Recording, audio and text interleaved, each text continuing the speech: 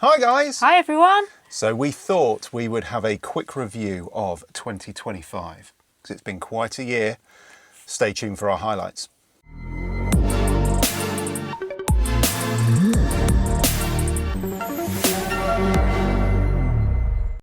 So we thought we would put together a few of our highlights of 2025 because there's been so much going on. We were talking about it at the pub and when we were walking the dog and everything else about what a year it has been. Yeah. And it's been really has. the first full year of us having this van actually as well. So a full January to December. Yes. All seasons. We've been all over the place. We've been into Europe twice. Yeah. We've done so much with it this year, haven't we? And we've been racking up the miles. So we're starting to get a bit worried about how many we're putting on it, I think, aren't we? But don't worry about that. Life's too short. Stay local next year. So we thought we would run through our favourite UK campsites. As in, like, we'll pick one each. European campsites. We thought we would pick our favourite memorable moments, our best surprise that we had through the year, camping-wise, best gadgets, best van upgrade, because the van's changed quite a bit over the year, hasn't it? The best camper van we've seen, and also the biggest disappointment. Wait for the end for that. So, go on then. Shouldn't you really save the best till last? Well, probably right. So, best UK campsite. What's your pick? So, I can't remember the name of it. And have you written it down anywhere? Yeah. Yes, that was it. Useless, aren't I? It's actually, I'm going to say it's a CL. And I've kind of chosen that for a nice peaceful stay close to a really lovely little town. So lots of choice of bars, pubs, restaurants, a little bit of shopping, of nice bits and pieces and some lovely walks too. So if you can't remember where that is already, that is the CL that we stayed at Uppingham, which is called Rectory Farm. And we had a lovely night there. We only stayed for one night, pretty cheap. Yeah, walk into town. Yeah, walk into town. It was only about half a mile Very into dog town. friendly, wasn't it? Everywhere was lovely and dog friendly that we went to anyway. Yeah. And a lovely place just to look around, lots of history, beautiful school grounds Nice to views see. from the campsite. Oh and stuff yeah, like that. stunning Very views from the campsite, right on the top of a little hill with a CL. valley. And really lovely and peaceful. It was good. Yeah.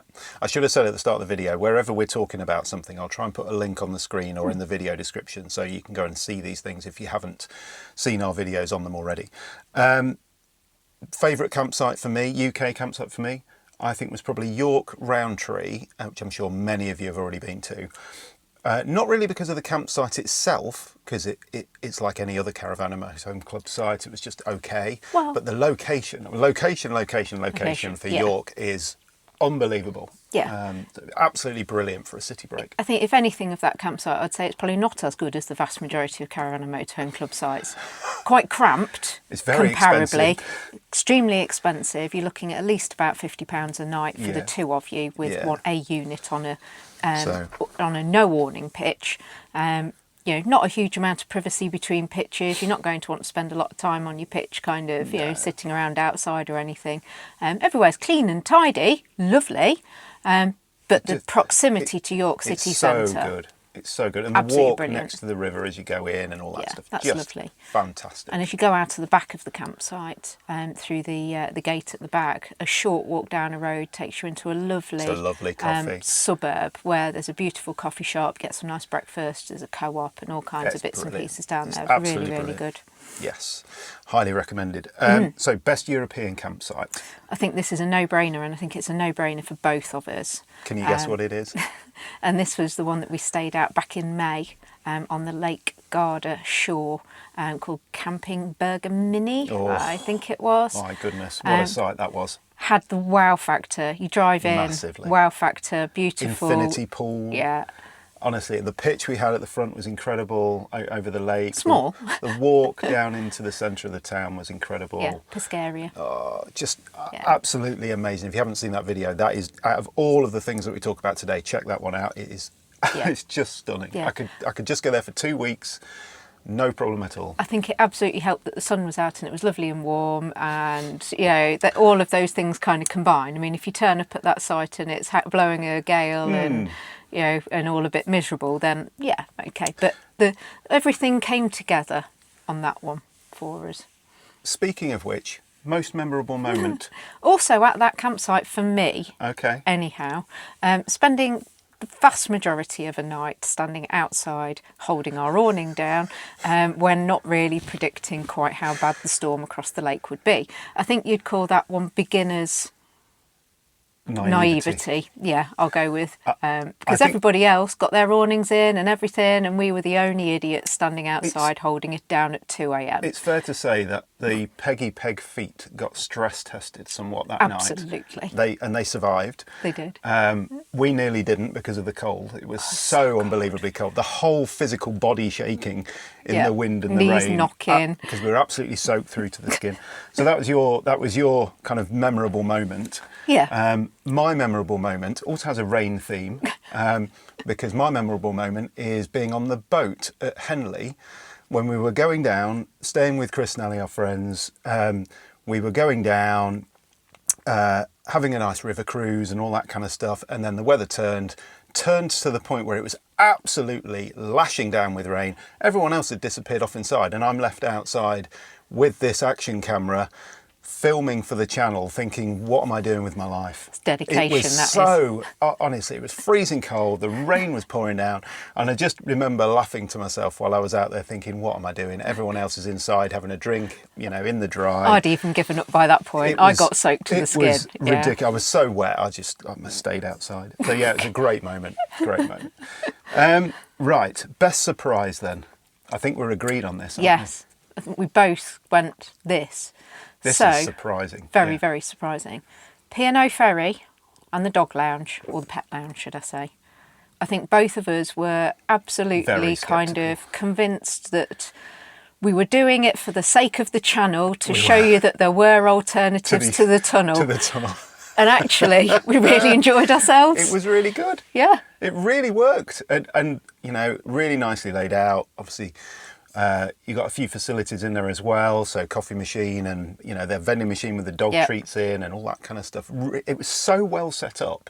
Yeah. The crossing at that time in the morning, because it wasn't really full, we got a great space for the van right next to the lift where the dog lounge was. Now, honestly, or pet lounge, it was so good. We'd do it again, wouldn't we? We'd definitely do it again. Yeah, that was a really big surprise, and it was cheaper than the tunnel. Cheaper than the tunnel. It was on time, including the dog lounge. And actually, it was really nice for Roxy to be able to get out of the van and go and do something different. Gave her a bit of brain food. Well, she could wander around. She could have a wander around, stretch her legs as well. Because as great as it is with the tunnel that it's quick and you can stay in your van and everything, for a dog who wants to be out and about exploring, they're not seeing anything else. True. They're just spending longer in the van travelling, basically. And the breakfast was pretty good as well, actually. Yep. We had, wasn't it? So yeah, food was pretty good. Yeah. Really, so very surprising. Well done, P&O. Well done, P&O. Very good. Best gadget then for you? For me, because I love my coffee, I don't love faffing about making coffee. So Will managed to track down a jug. Now, I can't remember what this jug is called, but it does an excellent job of doing your kind of cappuccino or latte style milk without having to faff about with frothers and steamers and all of that kind of stuff. Much better than the normal Nespresso type. So much better than the espresso type that just kind of creates this suds that kind of you can't drink. So what is it? It's a Subminimal Nano Foamer Pro version 2. Can't add any more words to that. Delightful or It's a Nano Foamer Pro. Yeah. But it's 240 volts, so you have to have either a battery or inverter and that kind of stuff to run it, or be on hookup. But it is the best that I've found yet in terms of doing, if you haven't got a steam wand or anything like that, it's the best that we've found yet. Clean, and it's very reliable, easy. Clean, tidy, easy to keep clean. You used it when you went away on your campervan retreat, didn't you? Yeah. Without me. Yeah. No, I'm not being patronising, it's just really easy, isn't it? It is, yeah. Just literally got the outing out. There's my Nespresso, because I'm quite happy to have something a bit weak, and some decent milk. Thank you very much. And that's it, basically. Yes. I was really impressed with that this year. My favourite or best gadget that we've got this year is the small Dometic fridge freezer that you put between the front seats. Because there is nothing better than sitting in hot traffic, looking over at the person next to you, reaching down and getting a cornetto out Or a Solero, or a Solero. other ice creams are available. We use it as a freezer because the dog loves frozen carrot. So we tend to, and dog ice cream. So we tend to use it for dog ice cream, frozen carrot, frozen berries and fruit and that kind of stuff. We're making smoothies and things. But actually having some ice creams and stuff in the front that you can just have as you're on a long journey and stuff. When we were going across Europe, we had some long driving days. Really nice to be able to just reach down and have something like that. So it just felt really different, didn't it? And easily converting it back to a fridge if you just want some more space for drinks and things like that. So those driving days when we'd used up all of our frozen stuff, sticking it back to being a fridge, lots of bottles of fizzy water and things like that, just sitting there ready and raring to go. Because otherwise they're obviously back in your van in the fridge. But very illegal to get up and go and get something out of your fridge whilst you're driving along. And it's small enough to put in the car if you wanted to use it like a cool box in the car and stuff. It's just a nice portable thing. So, really, really like that. It's been a good year for gadgets, actually, hasn't it? It's been a mega year for gadgets. Long may it continue. You have to wonder how many more they can come up with. Oh, I'm sure they're working on it. I'll talk about that a bit later with what we got coming up on the channel. Best van upgrade, then. Yeah. What do you think? I mean, there's been a lot of van upgrades to choose from. And the reason I've gone for this particular one is because it just feels like everything makes sense and is easy. So I've gone for our lithium upgrade with an inverter. It's probably an obvious choice. Not the cheapest by any stretch of the imagination. But, you know, I went away on a 3-night women's only campervan retreat in August, and that ability to just come back to the van, dry my hair, you know, plug in the kettle or that milk frother or whatever, without having to lump around a separate battery, you know, and all of those kind of things. Really, really good, actually. And that ability to just use those 3-pin plugs around the van when you're not on hookup, brilliant, absolutely brilliant. So it was a tough choice, though, for that, because I wanted to also think about the Max fan that we had installed. But the only reason I didn't choose that is because we haven't had the benefit of it yet for a whole year. So we had it installed in September. We've had lots of benefit from it of dealing with condensation inside of the van or minimising condensation inside of the van.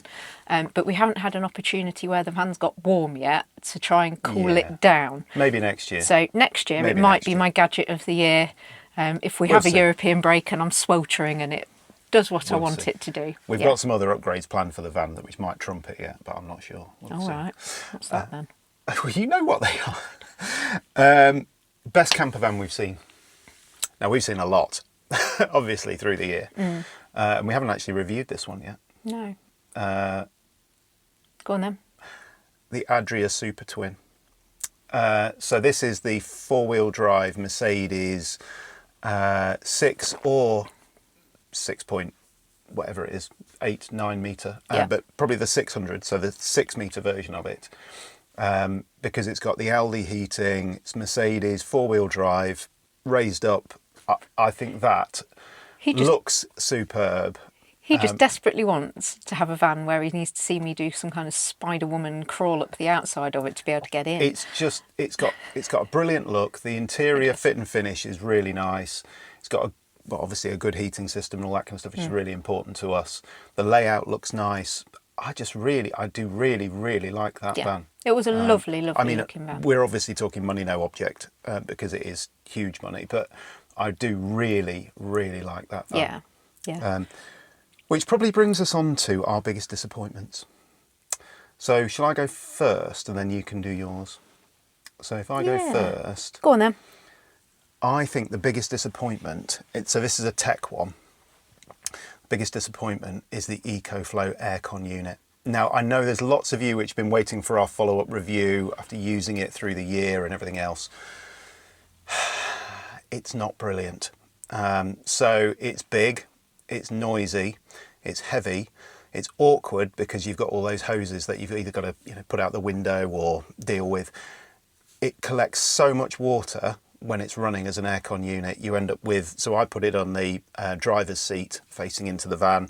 You end up with a washing up bowl or something, collapsible bowl in the footwell with the drain pipe running into it all night, and then you've got at least a litre or a couple of litres of water in that in the morning that you have to empty.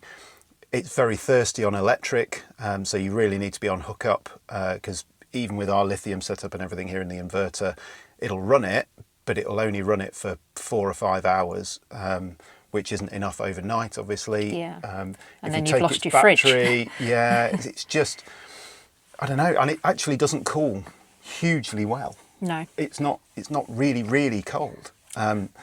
It's very tech orientated, so the app works well, and you know, all those functions are good. It heats really well, but actually, would I recommend it to people? I'd probably say wait and see what comes next in terms of another iteration of it or something else. I think the biggest challenge with these all-in-one units for air conditioning, and we had one in the house about 5-6 years ago that we bought, as that kind of reaction to a really hot summer that everybody kind of does, is the unit itself gets quite hot because everything is in that unit, and then you've got a scorching hot pipe. Yeah, the pipe, it gets really hot. And for however Even though close it's you foil put lined. that to a window, you have still got a scorching hot pipe creating more heat in the area alongside the unit, which is creating heat, which is putting out some cold air. Yeah.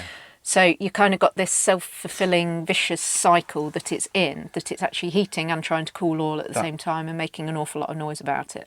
And I think that's why we were keen to have a max fan fitted, because what you hear from people is it's more about airflow rather than necessarily cooling the air when you're in a hot climate. If you can create some airflow, then at least you can try to get the hot air out of the van as much as possible and then keep it flowing a little bit through the night.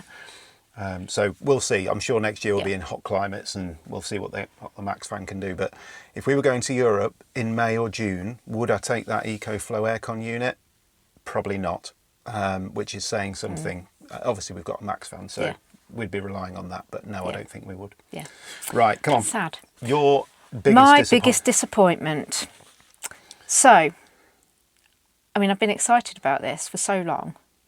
So excited. Me And I too. made us walk so far at the NEC show in October. I mean, we walked and we walked, and it was before the show opened, so it was like make the beeline for this. We're practically jogging all the way there. The distance of pretty much every single hall of that U-shape. We went in completely the wrong end. Well, we went in the end where the press office was, Yeah. and the thing that we wanted to see was right down at the other end, which is blooming typical. Which isn't it? Which is, drum roll please, the Westphalia James Cook. Really disappointed, actually. You know, I was hoping Heartbroken. that was going to be the thing that would be like, yes, We're saving up for when that. we're ready to move from our Sven, it's going to be one of them. Yeah. It's always been one of those kind of like, wow, James Cook, yes, It is- really want to it is see the it. top of the range Westphalia. Yeah. And, I mean, the storage in it seemed useless, particularly around the sleeping area. Everything seemed incredibly narrow It just compared to this.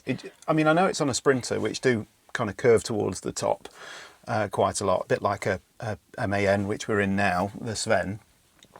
But the cupboards and things were kind of almost like triangular shaped, so you couldn't really get much in them. You wouldn't get a packing cube in them particularly. I mean, I almost want to put an asterisk next to your biggest disappointment, because we need to see one and spend some time with one. So I think we need to go and see one at Camper Sales, Wander Home, wherever, and actually spend like an hour or two unencumbered doing a proper review for the channel Without of a tannoy in the background going, the show is now open. You know, we need to really understand it, because we might have missed something. But I'm with you.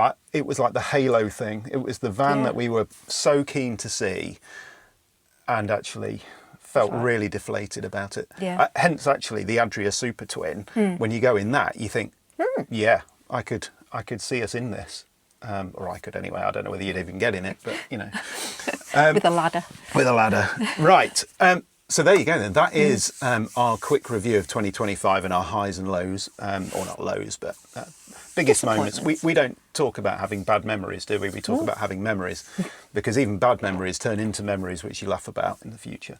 We haven't really broken anything, I don't think, have we? He's broken something. Have I? Yeah. He broke the, you attempted to do a collaboration with... Oh, yes. Auto Beam. Auto Beam, which was some funky indicator light things within the back of your door mirrors. Yes. Which involved taking the door mirror off, the actual glaze, Yeah. that. So we bought special tools and everything to do Sucker that, with the and- sucker yeah. and everything. One on the passenger side came off no problem. One on the driver's side, he snapped the mirror in half. So we've got 7 years of bad luck. I think you're about 60 or 70 quid down on buying a new piece of glass for that. Word of, well, not warning actually, but if you've got a crafter mirror glass costs substantially more than an MAN mirror glass. For the same part. For exactly the same part. It says on the box, MAN VW. So if you've got a crafter and you break anything, Yeah, go to MAN for the replacements. It's very true. Very true. So that's our hint for today, actually. So yeah, we've got 7 years bad luck, or about 6.5 remaining. It's not playing out yet. No, we're not talking about that. Yeah, we're not talking about that. Yeah, touch wood. So, just a couple of things before we go. Don't forget that you've still got time to enter the Brown Bird competition if you want to win their camper van, which we featured on the channel last week, a couple of weeks ago. Yeah. It closes on the 20th of December, so make sure you get on that. And tickets are only £6 a ticket. So Not bad. you do stand a chance of winning it. So, yeah, make sure you get on that. And also the 2026 Campervan Festival Guide A2 wall planner. Don't forget about that. It is now in final production. They've got all the dates of all the shows and everything else and all the festivals on there. Really nice cheap stocking filler, that one. So do check that out. Don't forget about that. In terms of what's coming up on the channel, we have got loads. So we've got some van upgrades that we're going to be talking through. Not going to tell you what they are yet, but we've got them planned. They're booked in. They're going to happen. We've got the van needing an inspection service, which is just boring but essential. Got to do it. You've got to do it. She'll be 2 in March. Yeah, it's not good, is it? It's getting old. I'm thinking about doing a video on the tech we use to run this channel, because I know some people have asked us about that. So what cameras we use, how we edit the videos, lighting, mics and all that kind of stuff. So thinking about doing that. It says it's all which we. obviously Sarah will not be involved in, No. because you just turn up, don't you, and look pretty. We've got, at the request from somebody watching one of our previous coffee videos, I didn't even know this coffee machine existed, but we've got another coffee machine that we're reviewing. But this is a special one. It's an iCape Capo K2 Pro. They look. Another massive What is the mouthful. name? Dear, oh dear. But for anyone who's in the know about coffee, this is a 58mm portafilter, rechargeable coffee machine, Bluetooth app, customizable water temperatures and extraction and all that kind of stuff. I've been using it in the house. Wow, it is special. So that's coming up on the channel, and we are going to do a proper video. Now we've got so much coffee stuff of like the ultimate camping coffee guide, where you can say, well, what's the ultimate off-grid guide? If you've got mains, what's the best solution? If you've got 12 volt, what's the best solution? Milky coffees, espresso, all that stuff. We're going to do a video which will cover all of that. So watch out for that coming up. And then we've got the show in February come around again. Yeah. So that's the camping, caravanning and motorhome show. Yeah. I think that's the right order. I think it's CCM, isn't it? CCM show, which is the 17th to the 22nd of February. So we're planning on going, I think, aren't we? So we've got that to go to. We've got a campsite booked in Cirencester in March by recommendation, because you can walk into the town apparently. So yeah, looking forward to that. And we're going to try and do a few pub stopovers in between now and then. Because one of the reasons we wanted the bigger van with a shower and a toilet and everything is so that it is all year round. So you don't have to worry really about what the weather's doing outside. You can just go and enjoy yourself. Yep. So let us know in the comments below what you're up to over the winter period. It does slow down a little bit. Doesn't mean you can't get out there in the van though. So do get out there. Let us know in the comments below if you've got some highs and lows. We'd love to know what they are. And once again, thanks very much for watching, and we'll see you again soon for some more Campervan Time.